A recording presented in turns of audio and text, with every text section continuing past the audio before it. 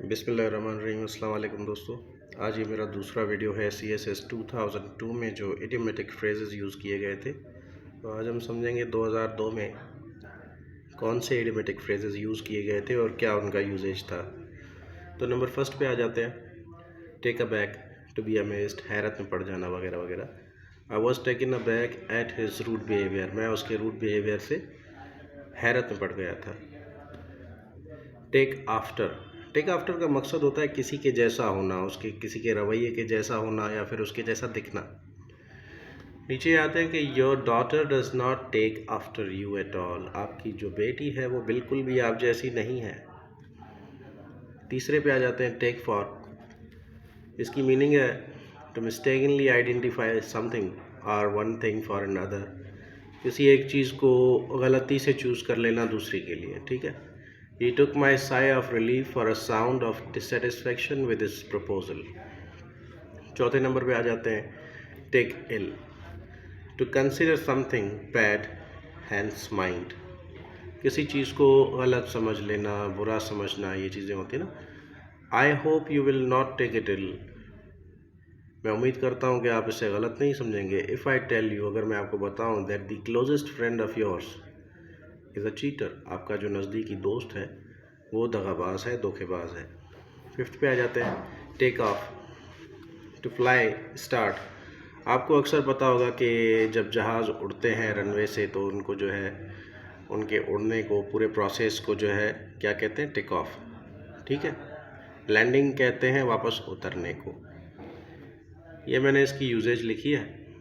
The plane take off on schedule time despite the fog, बहुत ज़्यादा धुंध थी, उसके बावजूद भी जो है जो टाइम प्लेन के टेक ऑफ का रखा गया था उसी पे उसने टेक ऑफ किया। नंबर 6 इडियोमेटिक फ्रेज और उसका यूज़ आप देखेंगे टेक ओवर, इसको आप ओवरटेक नहीं पढ़ेंगे, टेक ओवर ही पढ़ेंगे। मोस्टली मेरे ख्याल से स्टूडेंट्स जो है ओवरटेक कर लेते हैं लफ्ज़ को, ये ओवरटेक नहीं है, ये टेक ओवर है। टेक ओवर का मतलब होता है किसी चीज़ का कंट्रोल संभाल लेना, किसी तंजीम का, किसी इदारे का, किसी भी चीज़ का कंट्रोल कर लेना। The military first of all took over, अब टेक ओवर का सेकेंड फॉर्म लग गया क्योंकि पास्ट की बात हो रही है। Took over the national TV channel after the parliament broke down, parliament के टूटने के बाद मिलिट्री ने जो है सरकारी टीवी चैनल जो थे उनका जो है कंट्रोल अपने हाथ में ले लिया। उसके बाद सेवेंथ पे आते हैं take to do something in terms of escaping from something और समवन, किसी चीज़ से या किसी बंदे से जो है ना भागने के लिए कुछ करना। Start doing something as a regular habit, या फिर कुछ ऐसा करना जो आपकी रेगुलर जो है हैबिट हो। तो इस पर मैंने 2 सेंटेंसेस जो है बनाए हैं यूसेज को समझने के लिए। The crew took to the life boats when the ship was torpedoed, torpedoed जो जिस पे हमला हुआ किसी मिसाइल से, टॉर्पीडो मिसाइल को कहते हैं, ठीक है। तो क्रू ने क्या किया, लाइफ बोट्स जो है वो रेडी कर ली। He has taken to gymnastics recently, उसे जो है ना जिमनास्टिक्स ले जाया गया। आपने ये दोनों चीज़ों को केयरफुली समझना है। ऊपर जो मैंने दिया है, टेक ओवर को ओवरटेक नहीं बनाना है, टेक टू को समझना है। तो आगे बढ़ते हैं, 8वें नंबर पे आ जाते हैं टेक टू टास्क, ठीक है। इल्ज़ाम देना या फिर किसी चीज़ पे तनकीद करना, इसको कहते हैं टेक टू टास्क। तो रिप्रूव भी यही होता है। 2 मिसालें मैंने दी हैं, आपने उनमें से इनको समझना है कि his wife took him to task for his forgetfulness, उसे इतना भूल जाने की आदत है कि उसकी वाइफ जो है उसे इस बात के लिए ब्लेम भी करती हैं, इल्ज़ाम भी लगाती हैं और क्रिटिसाइज, तनकीद भी करती हैं उन पर, ठीक है। I lost the big contract and my bosses took me to task in front of other office members, मेरी वजह से या फिर मैंने एक बहुत बड़ा कॉन्ट्रैक्ट खो दिया जिसकी वजह से जो मेरे बॉसेस थे उन्होंने पूरे दफ्तर के लोगों के सामने मुझे जो है ब्लेम किया, इल्ज़ाम लगाया या फिर तनकीद करी। 9th पे आ जाते हैं take to one's heel to run away, भाग जाना किसी सिचुएशन से, किसी रास्ते से, किसी भी तरह से।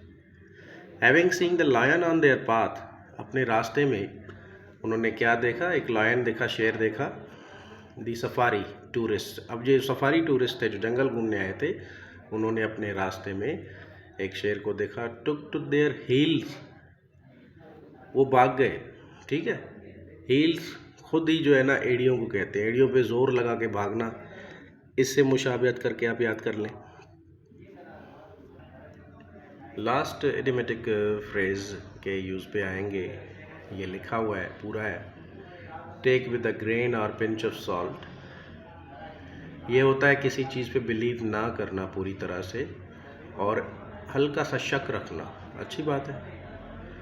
Not believing in something completely, having doubt about something, किसी चीज़ पे शक होना या फिर पूरी तरह से किसी चीज़ पे यकीन ना करना। ठीक है, ये मैंने 2 सेंटेंसेस बनाए हैं। Whatever he told me about earthquake in KPK, I took it with a grain of pinch of salt. जो भी उन्होंने मुझे अर्थक्वेक के बारे में बताया जो KPK में हुआ था, तो मैंने उन पे पूरी तरह से बिलीव नहीं किया। सेकंड पे आ जाते हैं। If this account is by Zafar, अगर ये बात जफ़र ने बताई है, I will take it with a pinch of salt as he always exaggerates. अगर ये बात जफ़र ने बताई है तो मैं इस पे पूरी तरह से यकीन नहीं करूँगा, क्योंकि एज़ ही ऑलवेज, ये हमेशा जो है एग्जैजरेट करता है, चीज़ों को बढ़ा चढ़ा के पेश करता है। ठीक है, ये सारे जो इडियोमेटिक फ्रेजेस हैं 2002 के CSS में आ चुके हैं। इनकी इंपॉर्टेंस तो मैंने बयान कर दी, आपने इनको समझना है, नोट करना है, नोट्स बनाने हैं, अपना एक इडियम बुक जो है उसका एक सेक्शन बना लें अपनी बुक में, अच्छे से इनका इस्तेमाल करें, अच्छे अच्छे जुमले बनाएं। इंशाल्लाह Allah will help you. Good luck, Allah हाफिज़ एंड थैंक यू।